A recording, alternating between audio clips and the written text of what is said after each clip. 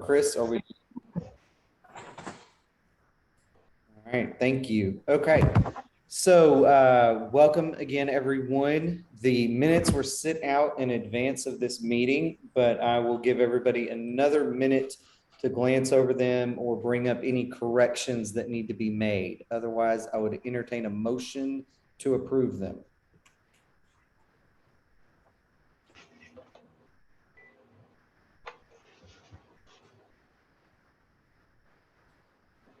Okay, do I have a motion as presented?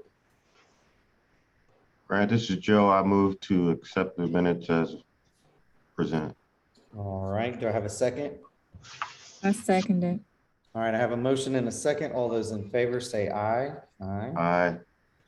All right, we will move right along into our director's report, and I will turn it over to Fran. Right. Thank you, Grant. Just a couple of highlights since our last meeting. Our office participated in an open enrollment benefit fair for state employees. There were actually two. There was one in September and then another one in October. And a lot of foot traffic at both of them. But the second one is the one that Chris and I worked together, and we were just, I was pleasantly surprised by how many people, because we had half the table 529 and half the table able, and people would walk by thinking they knew, okay, I know what a 529 is, and then they'd stop and came over, and we must have had like 7 or 8 conversations with, people about the ABLE plan who'd never heard of it, didn't know it existed. And again, these were, state employees. So it was really refreshing to have an opportunity to have those conversations, not only to let them know it existed, but also to let them know that, contributions could be automatically deposited from their payroll through the state. So that was very beneficial. But the bigger issue there, and this is something that Chris and I have started working on, are our strategic efforts for 2022. And we've identified the HR directors at the top 10 to 12 state agencies. Not to say we're not going to eventually reach out to all of them, but we're kind of mapping out our strategy. And after the Thanksgiving holiday, we're going to start making some calls to at least try to set up appointments after the first of the year with the HR person or whoever the proper benefits person is at these state agencies, and either try to get, set up a lunch and learn or a coffee and learn, whatever makes the most sense for that particular agency. But we just really want to do a lot better job of letting folks know, obviously about ABLE, but, tag team it maybe with 529. So that's a big first quarter calendar year goal of ours. Then in October, Chris attended a job fair that was going on at the School for the Deaf, and it was geared toward employees who had special needs. And while he was there, Chris made some really good connections, and he can talk about this in a little bit if he wants, but with Secretary Johnny Key, who is the commissioner for the Arkansas State Department of Education. And he was not familiar with the ABLE plan. And a day or two later, he called Chris directly and asked for more information about the ABLE plan because he wanted to present it at his upcoming state board meeting to the teachers. So we were very encouraged by that. And when Chris went back to his office to drop off the materials, you had a chance to talk with them some more. And it's just nice to be on his radar, so it just goes to show that sometimes going to those fairs, and another benefit was you reached out to the Baptist Health, one of the big hospitals here. They had somebody there. So Chris, do you want to talk about that? Just kind of an opportunity to connect with them, and that we'll be following up with them after the holidays too. Yeah, absolutely. So like Fran mentioned, I did have the opportunity to speak with Secretary Johnny Key, and establish that relationship with the ABLE plan. We already have an existing relationship with them in regards to the 529 education plan, but I feel like having that relationship established on the ABLE side is just going to help even further once we get to what Fran was mentioning earlier, the strategic plan for calendar year 22, reaching out to these state agencies.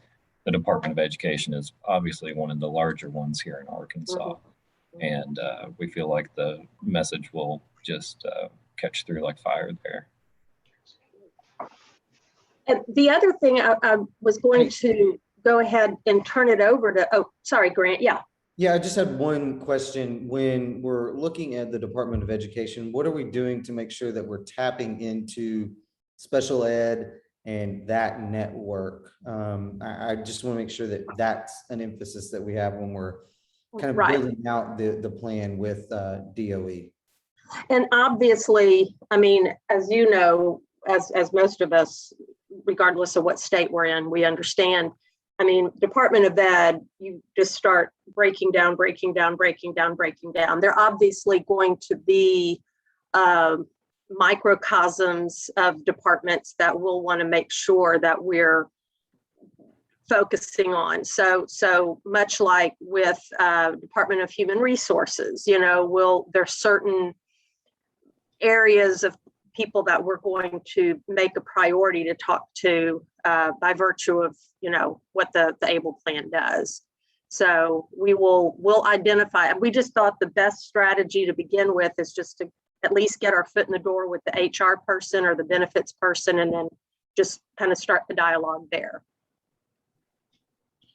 And Fran, if you don't mind, I just want to add a couple comments to Chris's participation and overall the ABLE Act being there at that job fair. That was a first off event for us for ARS. Which, that's right, Joe. You brought that to us. Thank you. Yeah, it was.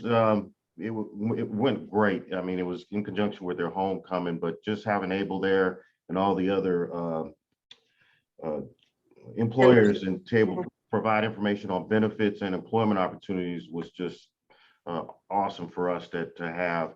And you're right, there's another effort that's happening. It's funny that you guys are talking about Department of Ed, because I've been in talks with the new executive director for the Governor's Council on Developmental Disabilities, and he wants to also collaborate or get in the door with Department of Education, because they reach a lot of our pre-employment transition students. Obviously, the teachers interact with these students every day, and we want to bring them information on employment opportunities, on the OJT, all those kind of things. And at the same time, Mr. Taylor specifically mentioned that he would like ABLE Act to be there as well, so that the teachers get educated and the parents get educated on what's available. Because I'm not sure that all of them are getting reached, and this could be another opportunity. So if we have dual efforts, we're both trying to collaborate with Department of Ed, I think we could bring it all together. Hey, Joe, could you possibly, and we can do this offline, but could we talk about maybe setting something up? I'd like an introduction to the new director as well. Absolutely. The Governor's Council. He would like that. He was meeting with one of the entities that does some of our training today, but I expect he'll be back in the office in the next couple of days or so. Definitely want to do it before Thanksgiving if you're available. And what is before Thanksgiving? If at all possible, just a quick call, Zoom call. Oh, okay. Yeah, not a full-blown meeting. I just want you to get introduced to him. Sure. And what is his name real quick? Jonathan Taylor. He goes by John, Jon, but Jonathan Taylor is the new director over there. Okay. He used to be at TJ Maxx. He's been associated with ARS for a long time because they were employing a lot of our clients, and especially through his efforts. So it's a natural fit for him to be on that council. Awesome. Good deal. Okay. Well, yeah, I just wanted to say thanks again. Thanks to y'all for being there. Thanks for letting us know about it. So the only other thing I wanted to do is I asked Chris just to give a very brief overview. Some of you may have heard about the Able Age Adjustment Act. And I just wanted Chris to kind of make sure that we all, kind of knew what the significance was of that as it pertains to the ABLE plan. Yeah, thanks, Fran. So for those of you unfamiliar with the Able Age Adjustment Act, one of the key things that it would do is increase the age of onset requirement from the age of 26 to 46. There's estimations out there right now that that could capture another 6 million qualified participants, 1 million of which would, be our veterans. Right now, there's talks about it trying to be added to the Secure Act 2.0 with the Build Back Better and infrastructure bill having run through most of the time that they're allowed to have the session right now. It might be postponed until next year, but some other changes that would eliminate the federal Medicaid clawback. So we already have that state provision in place. And then it would allow for lump sum contributions. We've already made some efforts towards that with our carry forward provision. And lastly, it would allow multiple accounts for the same beneficiary, similar to 529s. Yeah, so if any of you guys have any other questions, let me know. Our Senator John Bozeman was one of the original co-sponsors of the Senate bill. So. And there's quite a few, seems like every day there's like another co-sponsor joining the effort. So, I mean, as we all know, nothing may happen in this session, but it's just half the battle is getting the awareness out there. So, especially with the impact that it could have on the veteran population, it would just be wonderful. So, any other questions for Chris or for me? Okay. Great. Grant, I'll hand it back over to you, or are we going to Jose now? Yep, no, we were just going to turn it over to Team Ascensus, and Jose can lead us off. Thank you, folks. Thank you so much. And again, on behalf of Molly, myself, and David, thank you for granting us an audience and presenting the Arkansas ABLE program plan metrics. In addition, maybe a brief update, so to speak, is in terms of major initiatives that are currently happening. So Molly, did you want to share your screen so we could pull up the presentation? Yes, I certainly can. Just give me one moment. That's perfect. And while you do that, we could certainly go through some high-level program updates. Would love to share that with the Arkansas ABLE team. As you folks already probably know, we're super excited. You're part of this really rich National ABLE Alliance history. You're growing from 18 to 19 member states. We're in the process actually of Mach 2 conversion. It's actually the first ABLE conversion that we're actually facilitating. So the second week of December 10th, the National ABLE Alliance will grow from 18 members to 19. And that newest program is MyABLE, also known as Michigan ABLE. So we're super thrilled and excited about that. What we do have in the pipeline right now, and folks who have been participating in maybe the monthly meetings or maybe the breakout sessions right now for first quarter 2022, we're marching towards the implementation of the hierarchy, which is part of the final regulations that were passed. We're super excited about that because, again, it's going to lift a great deal of the current challenges of opening an account and really expanding the number of parties that can open an ABLE account on behalf of an account owner. In addition to introducing that hierarchy in the enrollment flow, we're also looking to lift the document restrictions based on what entity or party you select within that hierarchy. So I believe JJ has sent out a request to the Alliance members to determine, which party in that hierarchy are required documentation to complete an enrollment. Also, other items that are in flight we're looking to incorporate in 2022 is the successor account owner kind of concept. In addition, a successor authorized individual concept as well into our platform. And then, of course, any sort of assets that may kind of are associated with that. So both also part of the final ABLE regulations. And then finally, maybe some folks had seen it. This came through just this morning. JJ had transmitted it to the Alliance members, but again, the gift tax exclusion increase, which is going to essentially be in place for 2022, which is the annual max contribution. Currently, that's set at $15K annually. Based on the newest rules that IRS had passed, they're looking to increase that, or they've increased that to $16,000 annually. So, minor incremental increases, but we'll take it, so certainly help our Arkansas ABLE account owners to save more. So we're super thrilled about these great essentially legislation and regulations kind of being passed really in favor of our Arkansas ABLE account owners. So I'm going to take a brief pause there and see if anyone had any sort of questions before I pass it on to Molly Peterson to go over the Arkansas ABLE plan information.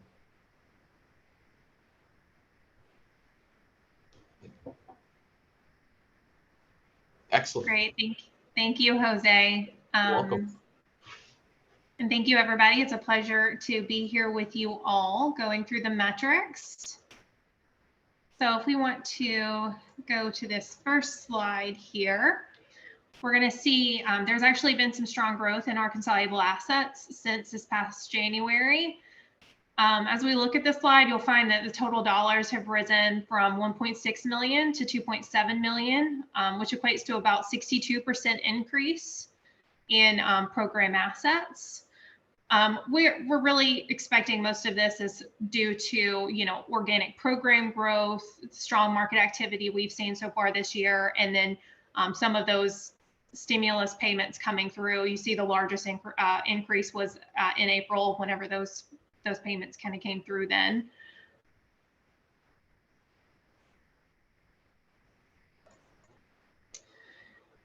And moving on to slide 3, we're going to see a breakdown of those current plan level assets broken down by each of our investment options.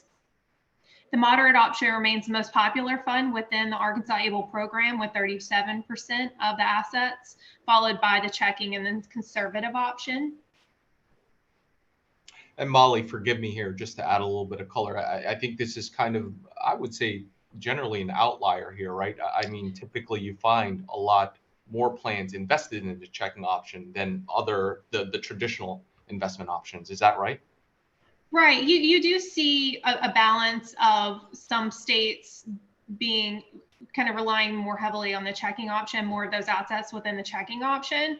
But we do see other states, a large grouping of states, their members are choosing the more aggressive fund options and kind of starting from there and then kind of going down to the more conservative. Here we're seeing kind of floating right there in the middle, then going into checking and then the conservative prior to getting to some of those more aggressive funds. Great.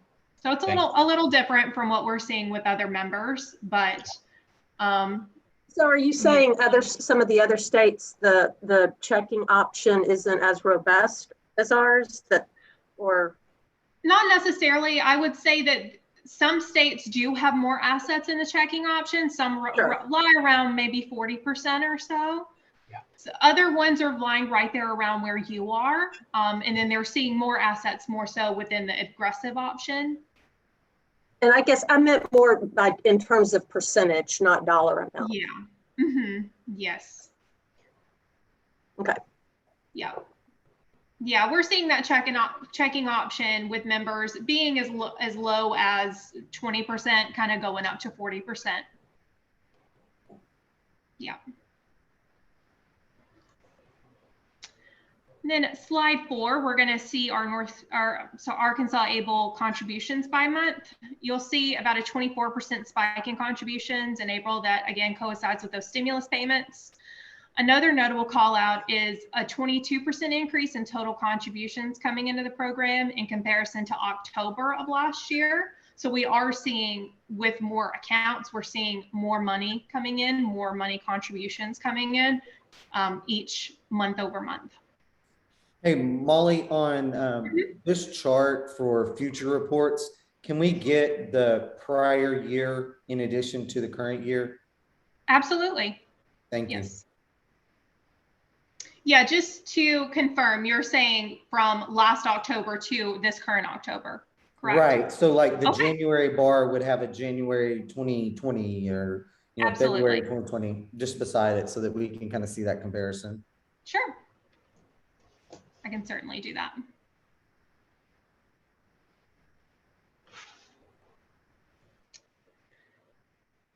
Then moving to slide 5, we're going to see some of the more popular contribution methods being used for the plan so far this year. The check and then the one-time electronic contributions make up about 88% of the contribution transactions coming in this year, and then followed by the recurring contributions, gifting, and then payroll.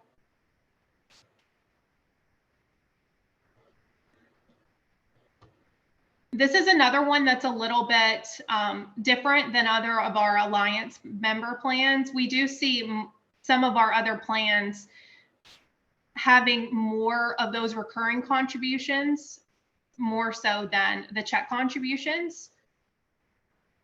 But so it's just interesting to see kind of the demographics specifically of the Arkansas Able members. Oops. On slide 6, we've got our account metrics. This one shows our new accounts so far this year broken down by month. As of October 31st, the plan is sitting at 773 total open accounts, with 192 of those new accounts open so far this year. 124 of those have been opened online, which is interesting. We're seeing about 65% of our new enrollees utilizing our online enrollment method versus paper. Grant, did you want to see the same data for comparison from last year on this one as well? Yes, please.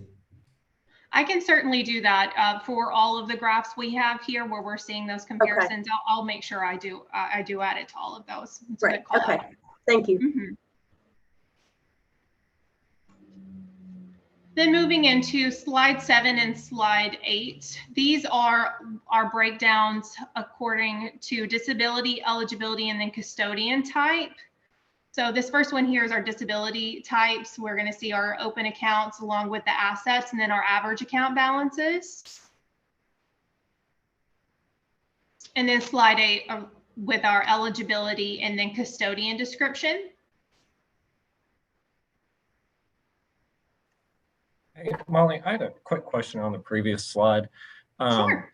As far as the breakdown by disability type, are our numbers kind of what you see all across the Alliance as well? Or is there anything kind of outlined here that's unique to Arkansas? It is. This is actually falls along with what we're seeing for other plans. Mm-hmm. Okay, thank you. You're welcome. We're seeing with this slide, just as an FYI, we are seeing a growth among the custodian account type, more of a growth within the authorized individual account type versus the account owner or self-enrollees. It's been something interesting that I've been keeping an eye on over the past couple of quarters amongst all of the members.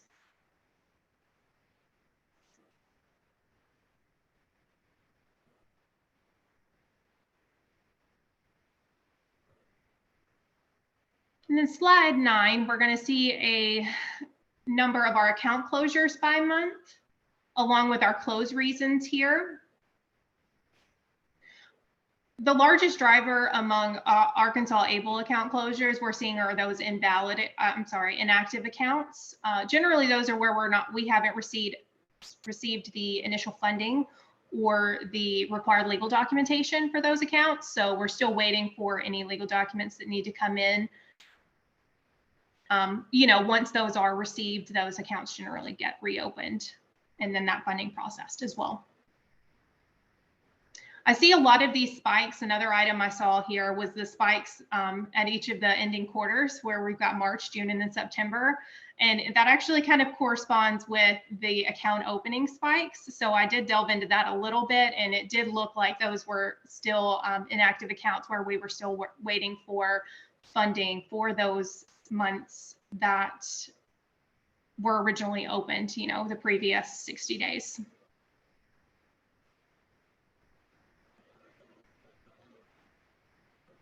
And then our final slide is a list showing us about how participants are hearing about the ABLE program. This is generally asked within the enrollment flow. It's just a question asking how they heard about the plan. For Arkansas ABLE specifically, we are seeing that many of the new enrollees are hearing about the program from some form of an organization or a family or friend. Molly, I have a question. This is Stacy. Sure. On the non-specified, is that just because did they just not answer the question, or is there like an other box? Oh, well, I see the other down here. Yeah, you're correct. It is generally they didn't fill that in. Okay.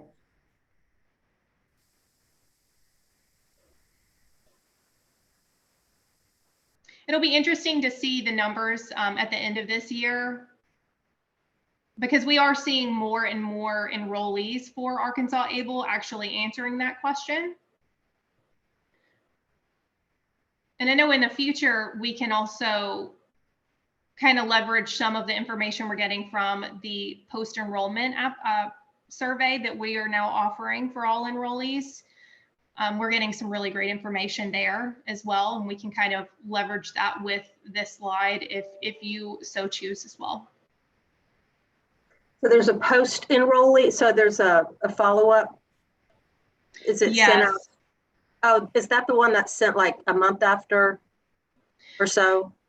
Yeah, it's generally, I believe, a week or two after the enrollment. Okay. That's correct. And the new enrollees are able to kind of fill out that survey, and we get those responses. And we do get those surveys out to you guys every month or so. Yeah. I think I just got that new one out a couple of this past week, I believe. Yeah. Okay. So Molly, on these surveys, are there required fields, and can we choose which fields are required? I wouldn't. There are certain fields that are required within that enrollment survey, that post-enrollment survey. We do find that most people do actually fill in all of the fields. Some choose to not fill in other ones, honestly. And we do find a lot of people actually giving us other information, and they'll actually type in comments and give us feedback as well.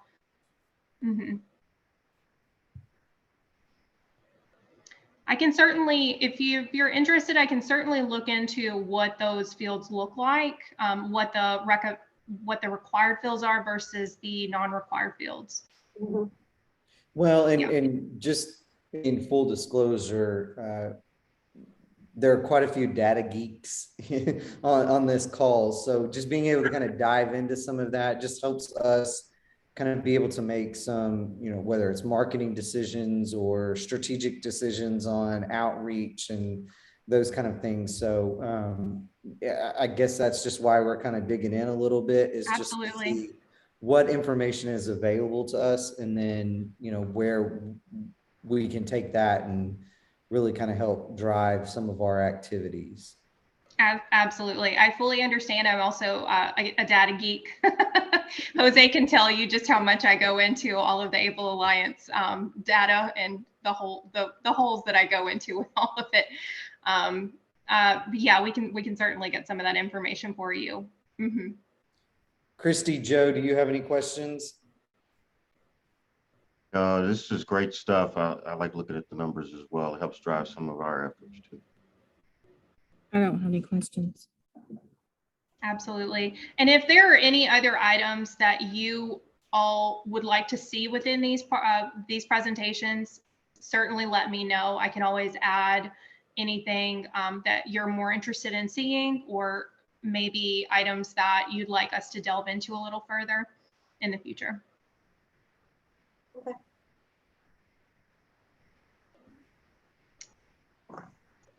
Otherwise, that was my last slide, so I can stop sharing my video.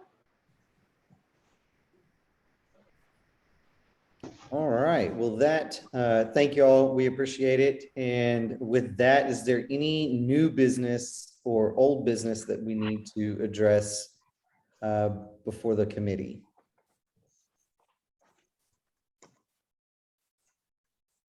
All right. The only thing I was going to mention before we concluded was just tentatively getting our next meeting on everybody's schedules. We were looking at Tuesday, March 8th at 1 o'clock. Fran, it's probably a little early to speculate, but are you thinking maybe in person? Possibly, or hybrid. Yeah, Okay. we said that last time. We did. Maybe a couple of last times. Yeah. Well, in full disclosure on this one, I think it was more an effort of ease than it necessarily was a concern of COVID. But yeah, I'm hopeful we get through the holidays and I think we can start getting some in-person meetings back on our schedules in 2022. And Dave, for your purposes, on the 529 meeting, we were going to, have the same day and have both meetings on the same day. So if it did turn out to be in person, you would be here for both. So That did be awesome. Thank you. What was the date again? that's why we're doing it for you. I don't believe a word. What was the date again? That you were looking at? Tuesday, March 8th. Okay. Very good. Thank you. All right, y'all. With that, seeing no new business, we will stand adjourned. Hope you all have a wonderful holiday season and look forward to seeing you, if not before then, for sure on March the 8th. Very good. And Joe will follow up with you, okay? Yes, absolutely. Okay.